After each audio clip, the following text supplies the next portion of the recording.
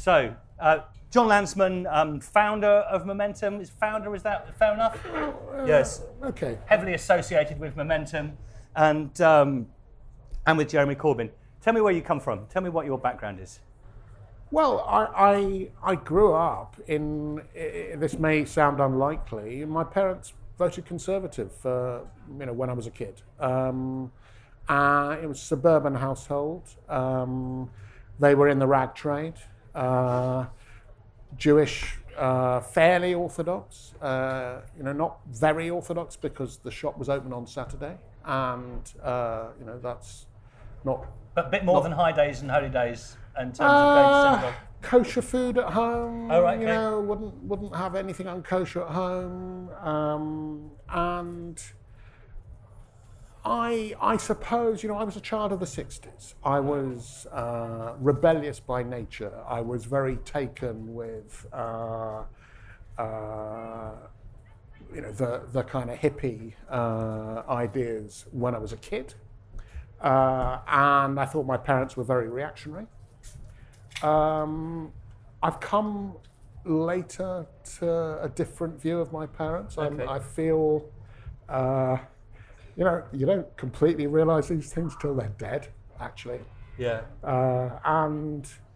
I think they contributed a lot, in spite of being Tories, to my politics, because my mum came from a very poor background. She grew up, with her sister and her parents in one room in Kilburn. They shared a kitchen. There was a loo. The bath was a tin bath under the kitchen table.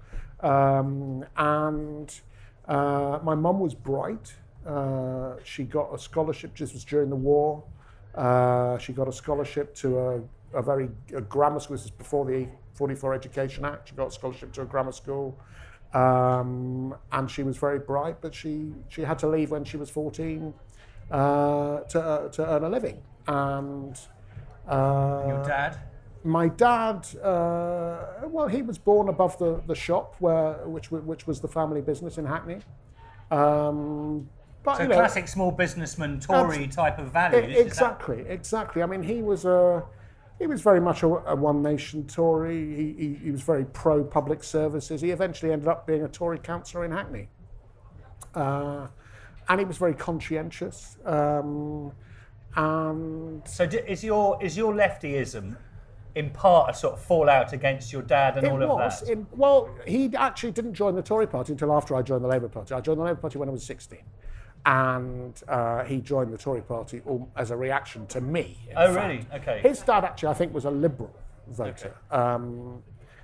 But my mum was very encouraging of me. She used to take me. She loved the theatre. She, when she, even after she left school, she was working in Holborn, actually, and she used to go and queue up for the tickets on the day, and she loved the theatre. She used to take me to the theatre as a kid. So what was it? Was it the 60s that made? So I'm trying to work out where the lefty Jon Lansman appears. Posh school. So you go Tory councillor, posh school. I'm not holding it against you. I'm just trying to hold. This is true. This is true. I'm just trying to get the background. My mum loved. She read a hell of a lot. She was incredibly well read. She encouraged me. I read a lot, and I read a lot of stuff that stimulated political thinking, and a lot of it was Jewish history of anti-Semitism through the ages, of persecution, of the Holocaust, and. That turned me towards, having very strong views about injustice. My parents really encouraged debate at the dinner table. The Friday night, the Sabbath meal was always a family occasion, and we would always argue, often about politics, from when I was very young. And there was that time in the 60s where you describe, particularly with Israel, there was just a great deal of hope about the whole, I guess, Zionist project. That this was it had a relationship to socialism. It had a there was something about that sort of pioneering sense of Israel.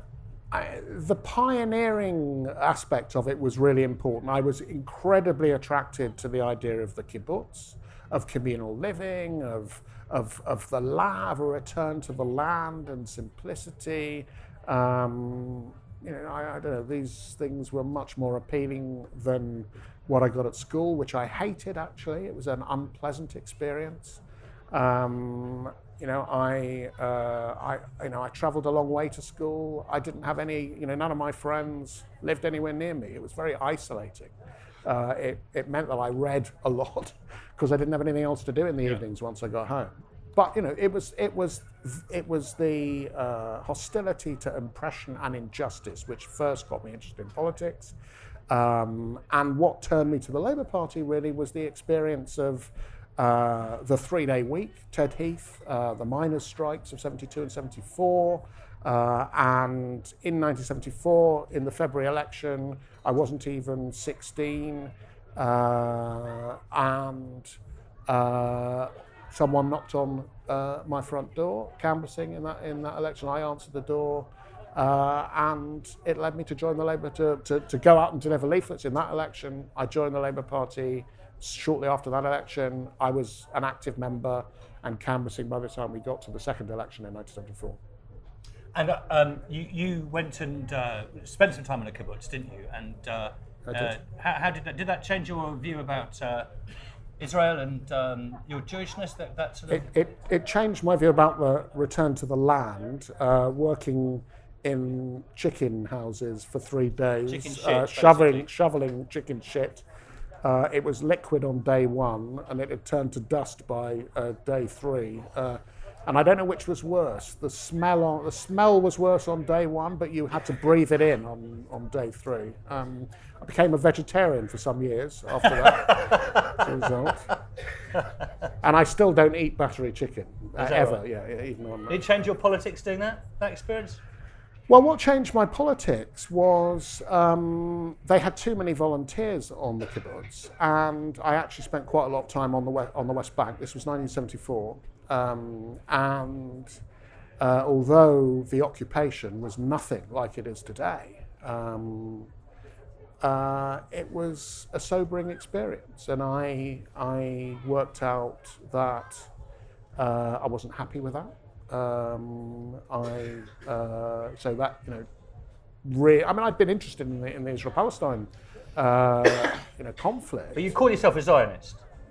I didn't really after that. No. Okay.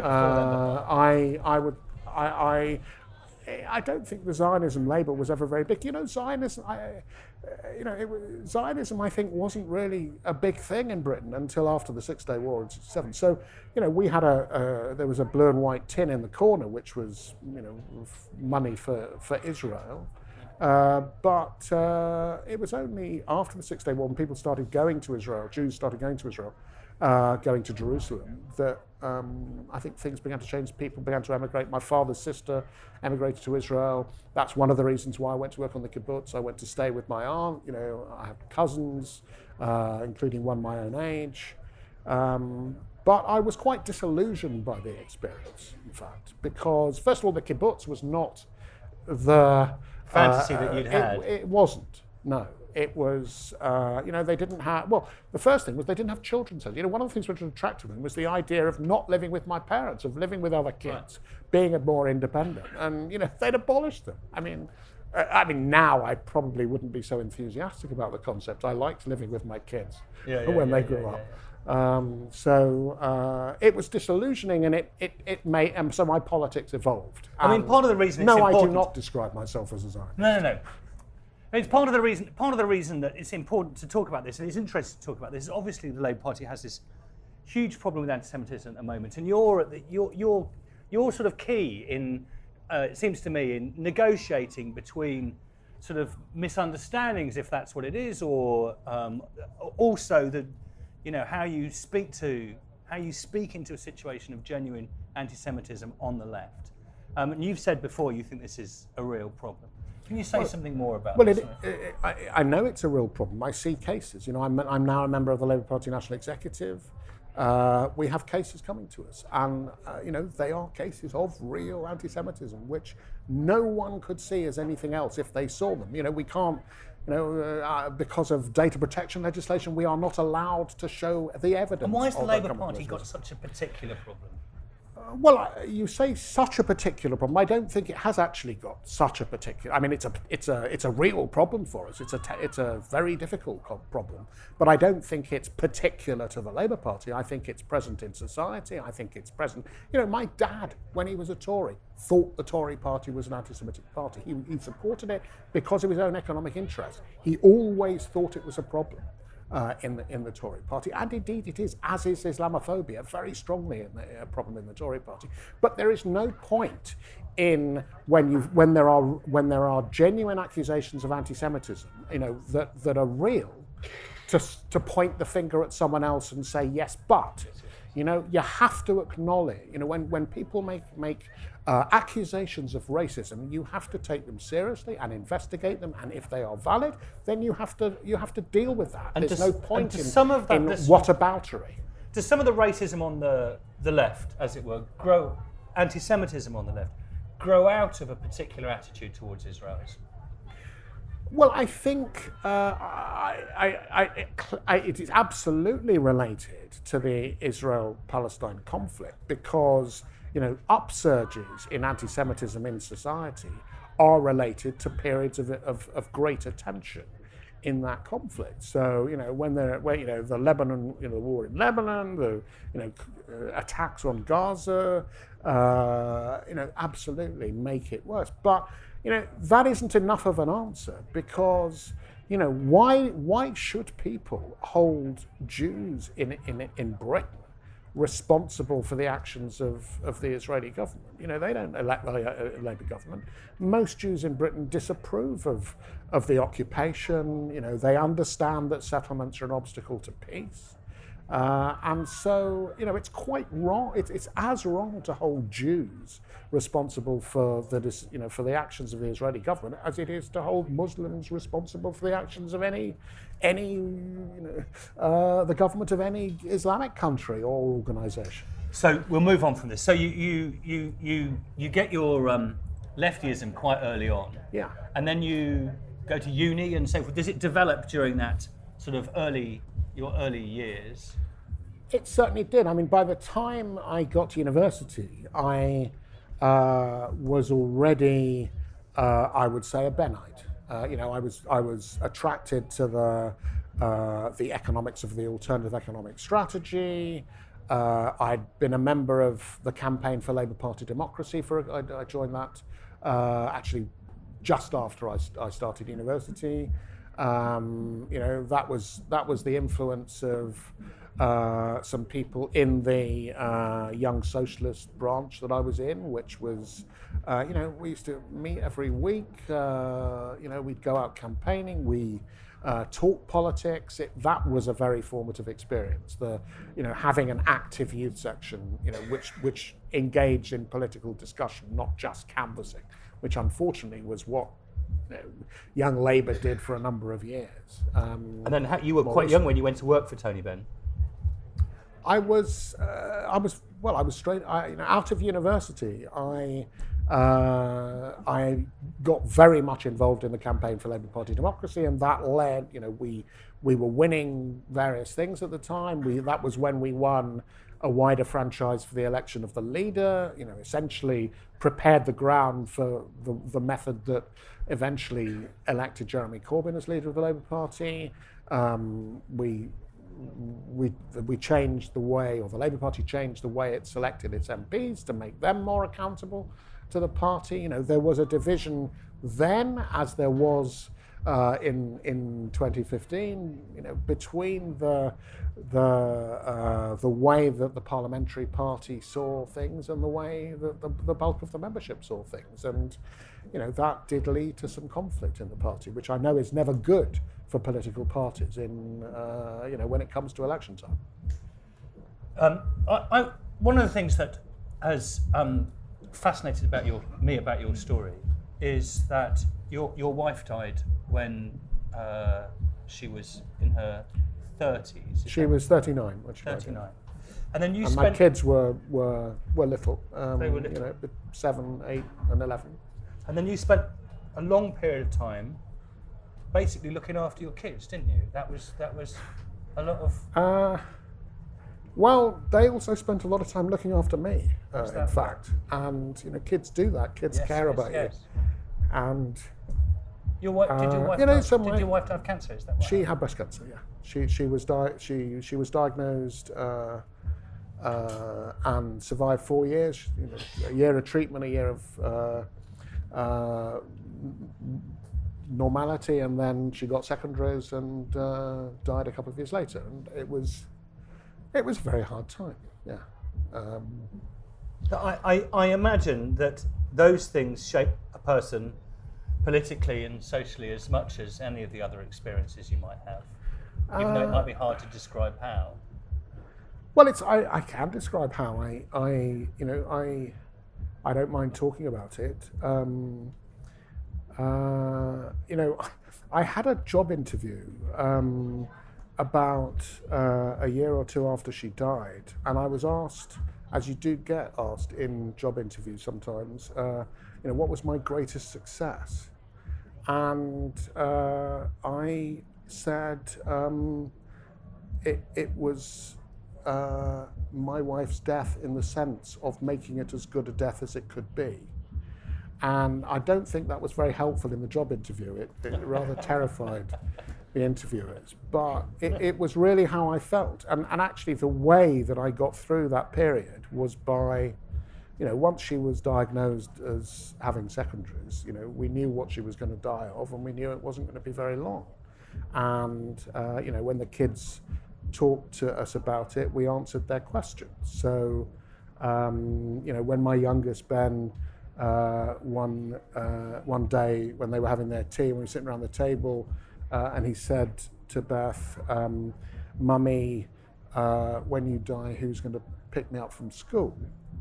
Well, Beth actually laughed, and we ended up all laughing because it was funny. I mean, it was wonderful the way actually a child can ask a basic, simple question which matters, and you can answer it easily. And so we talked honestly to our kids, and I was very focused on making it a good death, and actually it was a good death. She died at home with her family all around her, and sorry. Yeah, no. And you know, we moved on from it, and you know, my family is now really, really important to me. I could never imagine. You know, it's the thing that most shapes my politics in many ways. Yeah. You know, my kids, who all, that. by the way, joined the Labour Party. They all supported Jeremy Corbyn. They're members of Momentum. You got me crying here still, on the stage, but it's not about that. They still look after me, actually, and they still, you know, we're a very mutually supportive family.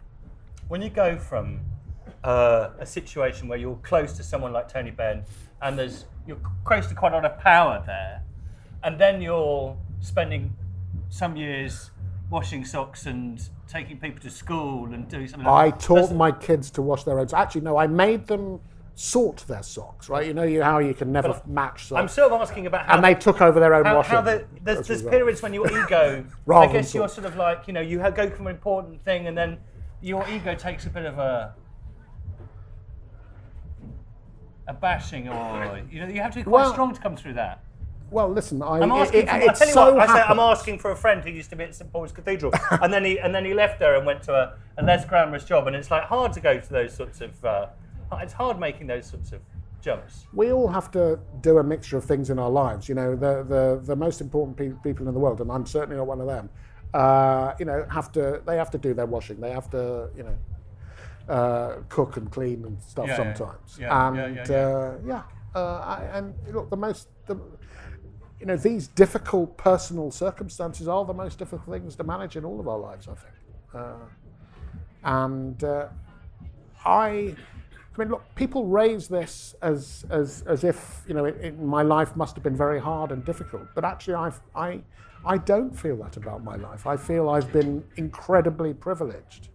You know, I have lived probably in a very small window where I've never been asked to, you know, I've never directly experienced war. I know other people have, and there have been terrible wars in my life, but I've never been directly impacted on them. You know, my parents grew up during the war, but most of their lives were in peacetime. You know, I live in one of the richest countries in the world. I had a very privileged education. You know, I have a very loving family. That's the sort of thing I'm a people lucky say, person. It's the sort of thing people say about lefties as a gotcha, isn't it? That sort of thing, as if it's some sort of there's some sort of hypocrisy about having that. That's sort of I've read a couple of things, you know, aimed at you that have that as its sort of gotcha idea. Oh, he's got a few quid, don't you know? He went to a posh school, don't you know? There's a lot of things I no longer read, and you know, I don't often look at the Sunday Telegraph anymore, or the Daily Mail. I don't read the comments on my social media feeds. There's a lot of nasty stuff on that. The only time you know, I really get exercised about that stuff is when it's about my kids, and there have been some stuff about my kids, which is really unpleasant. You became, for a certain sort of journalist, you became a sort of hate figure. I mean, they always like to find hate figures, but there's a time when you'll become the sort of, like, you know, you're the boogeyman that's gonna get you. My kids don't hate me, though, you know, and that gets me through. Let's move on to Momentum. Let's talk about Momentum. What was the idea behind the founding of Momentum? Well, you know, when Jeremy, I was in the meeting when Jeremy agreed, you know, to, you know, it was his turn to stand for the leadership. He didn't want to, did he? He didn't. Well, he didn't want to, but he was accepting of the fact that he would be. Buggin's turn. It was his turn, and of course, he only thought it was about being on the ballot paper. He didn't actually think he would even be a candidate. So, he, you know, I think he did rise to that challenge. He rose at every occasion to the challenge, but he never wanted the job. You know, it was never. Well, he'd never set out for the job. He didn't try. He had no ambition to be leader of the Labour Party, and in my view, that's a good thing. That's you know, it makes him fit for the job, in my view. And so the Momentum itself is a sort of set up as a sort of well, Praetorian Guard for the Praetorian Guard, you know, the dangerous phrase. I think they killed 12 of the emperors they were supposed to protect, so it's not a Praetorian Guard. No, the idea happened, right, we didn't know that we were going to win. I thought we'd do quite well. And you know, we knew we would have access to the Labour Party's membership database. We would be able to communicate. We'd be able to collect data our own, and the idea was we would use that data to build an organisation to promote the ideas that were, you know, the essence of the campaign. Yeah. You know, and that's what we did do.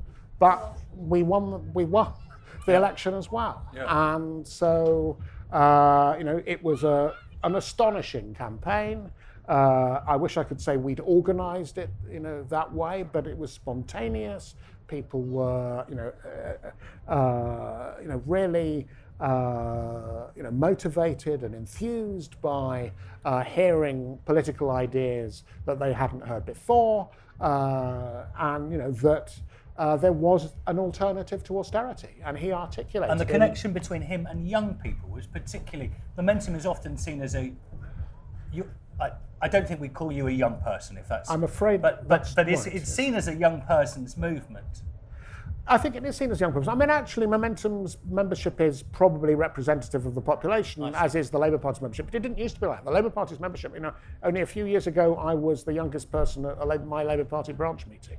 And I am 61 now. You know, it shouldn't have been like that, but it was like that. But Labour Party now has a representative.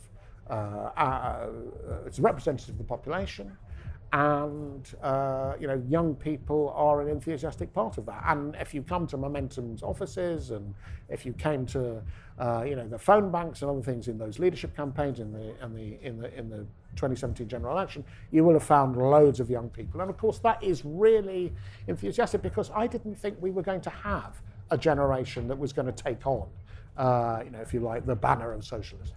And so to have this sudden influx is enormously inspiring for me, actually, and you can learn so much from people who had a very different political experience from me. My politics have changed quite a lot as a result of talking to these great young people who help run Momentum. There is one of the things that's levelled against Momentum is that there is a bit of a sort of nasty political edge to it.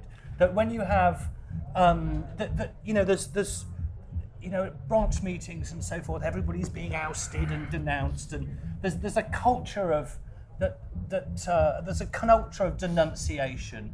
I'm more left wing than you type of thing, which this is something that's said broadly about Momentum. You're a perfectly nice bloke, and I'm just trying to connect all those things up. It's just not true. Or?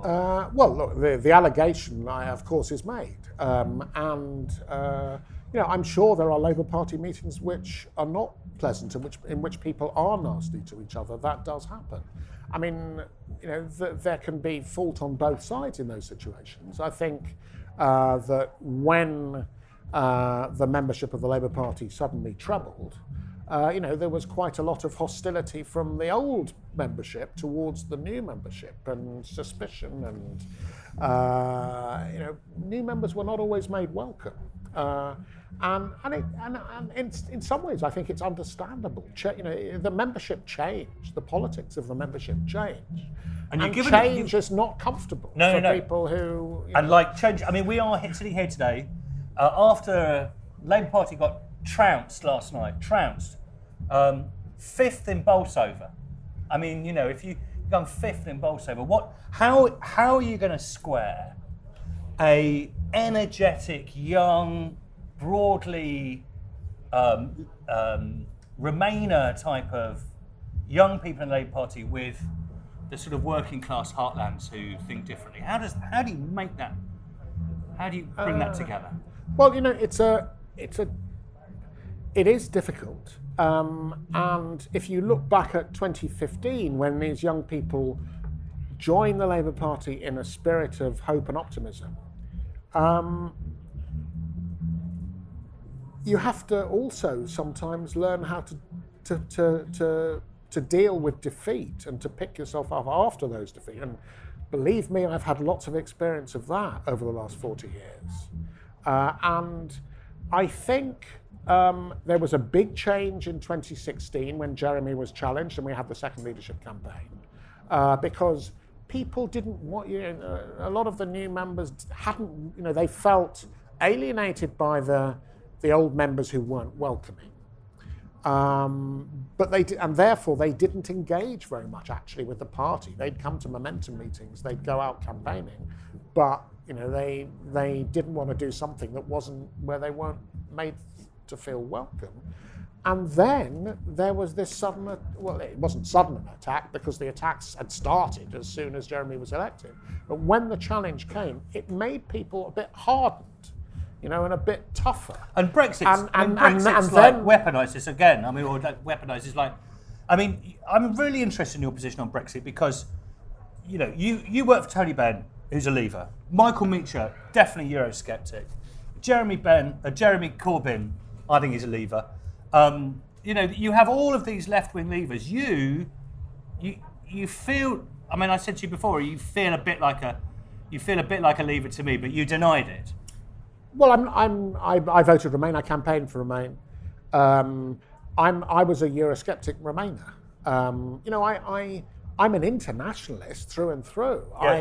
I feel completely European. I mean, actually, that's partly from my Jewishness. I abhor nationalism. Nationalism has not been good for Jews. You know, I don't think the nationalism of Jews is good for Palestinians either, by the way. So is that a comment about the existence of the State of Israel? Not about the existence of the State of Israel. It's a comment about, I don't see any conflict between opposing anti-Semitism and supporting Palestinian rights and statehood, and I do. And Israeli. But statehood is a form of nationalism. You just support it. You just said Well, in one sense it is. Okay.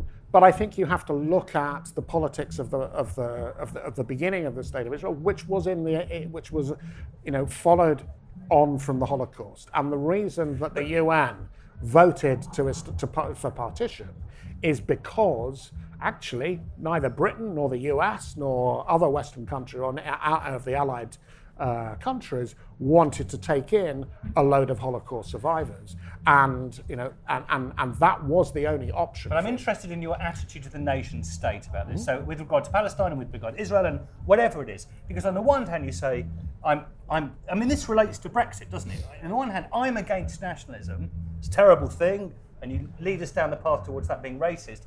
But on the other, you were saying things like, I think it's terribly important that we have, national state for Palestinians and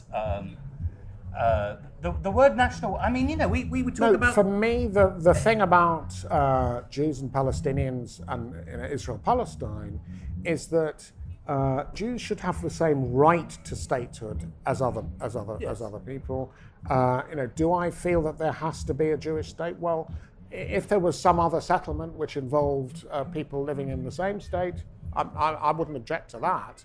But but I want there to be a viable state in which Jews can live peacefully and happily with their neighbours, as I want for Palestinians. The question I'm getting at really is actually not about Israel-Palestine. It's about this whole idea of nation. Okay. So I'm trying to press you on this because there'll be lots of people who would see themselves, working class Labour people, who would see themselves as patriotic, for whom the nation state is important. It's a sort of upper limit of democratic legitimacy, and then you sort of associate nation with something more like racism, which is, I'm trying to work out what the whole idea, what your valuation of the nation state is. I'm in favour of democracy, and democracy has to exist at every level, from the community upwards, including the state, including, I might say, Europe. One of my biggest criticisms of the EU, and one of the reasons why I describe myself as a Eurosceptic, is because there is so little democracy in the EU. Actually, the power in the EU is really held by the Council of Ministers, in which ministers act in national interests. And it actually embeds the concept of the nation state in the structure of the European Union. I'd feel more comfortable, quite frankly, with a federal Europe, which was democratic, where the parliament had more power. I think there's been a real democratic deficit in Europe, which has empowered ministers to pursue the national interest and has empowered the Brussels bureaucracy. I'd sooner see it democratized. I'd feel more happy about that. So I'm not anti the nation state, but nor do I feel it's a very important thing for me. So when we have the National Health Service, which we would want to love, that is linked in its name and in its concept with the idea of it being the health service within a particular nation. Look, people's national identity is important. National identity is important to a lot of other people. I wasn't talking about identity. But that's what holds the nation together, really. I think that, national identity and the political structures. Yeah. I mean, the nation is, one could argue, and indeed historians do argue, that the nation is actually the product of the state. It follows the state, it doesn't precede it. Yeah. And I think that's pretty true, actually. Okay, I've got some questions here from people in the audience. Come on, this one you should knock out of the park, really. Sandra's asked, what would socialist future look like within the Corbyn government?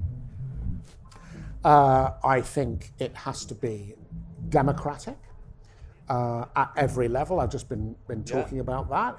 From communities, to the nation. Levels in between, workplaces, empowering consumers, democratizing public services, nationalized industries, I think the state has to take responsibility for all aspects of the well-being of people and the functioning of the economy in the interests of people and not profit. I think the state has to take responsibility for the quality of public services.